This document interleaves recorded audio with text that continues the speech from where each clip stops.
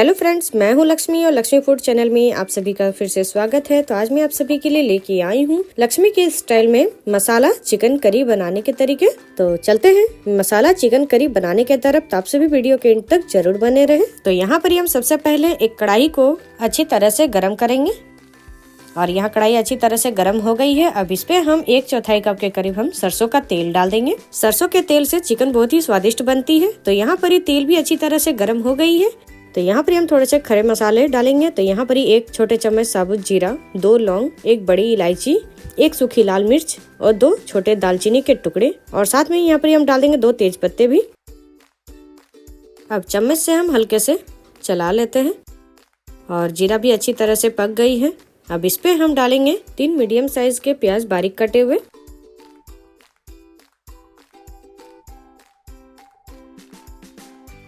और यहाँ पर हम प्याज को डाल दिए हैं। अब इसे हम चलाते हुए गोल्डन ब्राउन होने तक अच्छी तरह से भून लेंगे।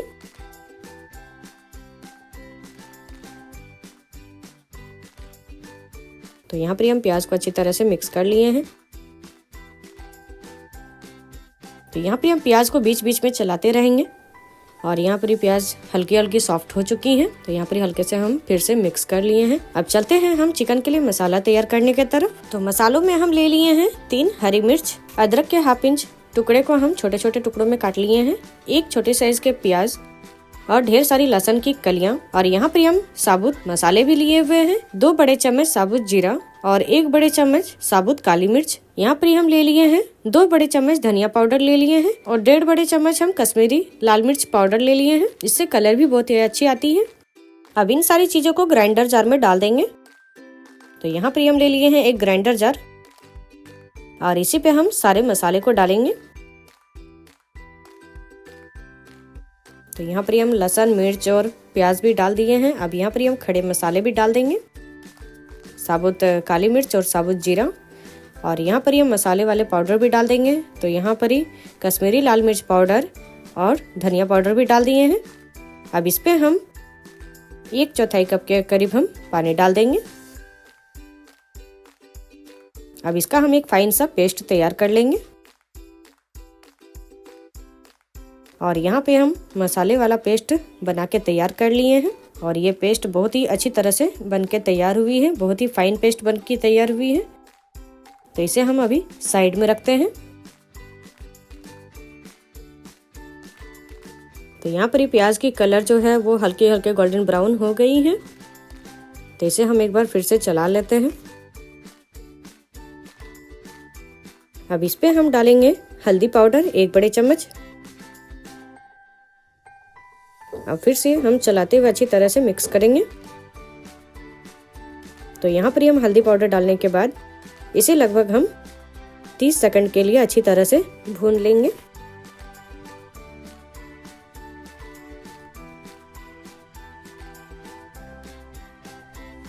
और यहाँ पर ही 30 सेकंड हो गई है और प्याज भी अच्छी तरह से भून के तैयार हो गई है। अब इस पे हम डालेंगे मसाले का पेस्ट। तो यहाँ पर हम मसाले का पेस्ट डाल दिए हैं। अब ग्राइंडर जार में थोड़ा सा पानी डाल के और अच्छी तरह से मिक्स करके डाल देंगे मसाले में ही। तो यहाँ पर हम चम्मच की सहायता से मसाले को अच्छी तरह से चलाते हुए भूनेंगे। तो यहाँ पर हम मसाले को 1 मिनट तक अच्छी तरह से चलाते हुए भून लिए हैं। अब इसे हम ढक के और 2 मिनट तक अच्छी तरह से पकने देंगे ताकि मसाले भी अच्छी तरह से पक जाएगी।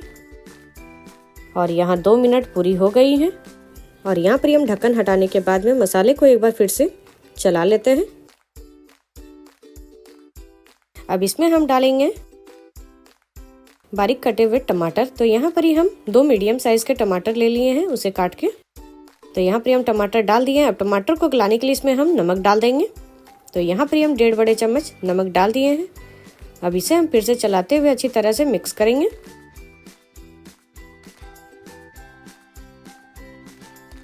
तो यहाँ पर ये टमाटर डालने के बाद इसे हम अच्छी तरह से मिक्स कर लिए हैं। अब इसे हम फिर से ढक के और 2 से 3 मिनट तक अच्छी तरह से पकने देंगे ताकि टमाटर भी अच्छी तरह से गल जाएगी। और यहाँ पर ही देखिए टमाटर भी बहुत ही अच्छी तरह से गल के तैयार हो गई है।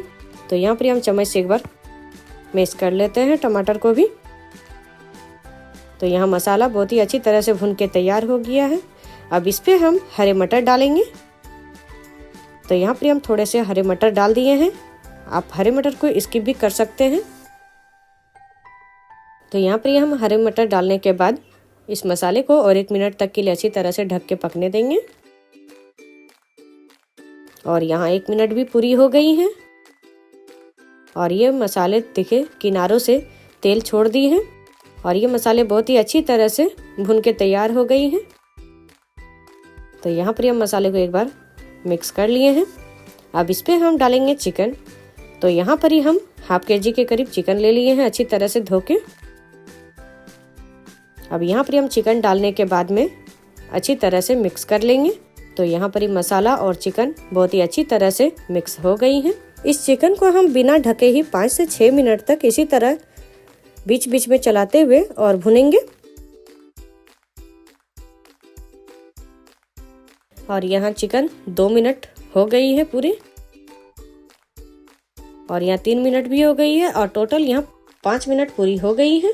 तो इसे हम एक बार बीच में चला लेते हैं। तो यहाँ पर अब हम ढक के और 5 मिनट के लिए फिर से पकने देंगे। और 5 मिनट पूरी हो गई है। तो टोटल यहाँ 10 मिनट 5 मिनट बिना ढके और 5 मिनट ढक के इसे पका लिए हैं। और ये बहुत ही अच्छी तरह से चिकन पक गई है और साथ में बहुत ही अच्छी तरह से भुन के भी तैयार हो गई है। तो आप सभी को यदि भुना हुआ चिकन अच्छा लगता है तो इस जगह पे आप सर्व कर सकते हैं। तो यहाँ पर हम चिकन करी बना रहे हैं तो इसीलिए हम यहाँ पर ग्रेवी के लिए 1 गिलास के करीब हम पानी डाल दिए हैं। अब इसे हम चलाते हुए अच्छी तरह से मिक्स कर लेंगे। और यहाँ पर हम अच्छी तरह से पानी डाल के मिक्स कर लिए हैं। अब इसे हम ढक के और 2 मिनट के लिए पकने देंगे। तो यहाँ पर 2 मिनट हो गई है और ये चिकन बन के तैयार हो गई है। तो इसे हम एक बार चला लेते हैं। अब इस पे हम डालेंगे MDH का चिकन मसाला। तो यहाँ पर हम 2 बड़े चम्मच के करीब हम चिकन मसाला डाल दिए हैं। अब इसे हम अच्छी तरह से मिला लेते हैं। तो यहाँ पर हम चिकन मसाला डालने के बाद में चिकन को हम 1 मिनट के लिए पकाएंगे। और यहाँ पर 1 मिनट हो गई है और चिकन परफेक्ट तरीके से बन के तैयार हो गई है। तो यहाँ पर हम लास्ट में गार्निशिंग करेंगे हरी धनिया थोड़ा सा। और ये हमारा चिकन अब तैयार हो गया है खाने के लिए। तो आप इस चिकन के साथ में सादी चावल या चपाती के साथ में सर्व कर सकते हैं। तो आप सभी को लक्ष्मी के स्टाइल में यदि चिकन अच्छी लगी हो तो आप सभी अपने घर पे जरूर ट्राई करें और हमारे इस वीडियो के नीचे लाइक शेयर एंड सब्सक्राइब करना ना भूलें। साथ में बेल आइकन को भी क्लिक करना भी ना भूलें।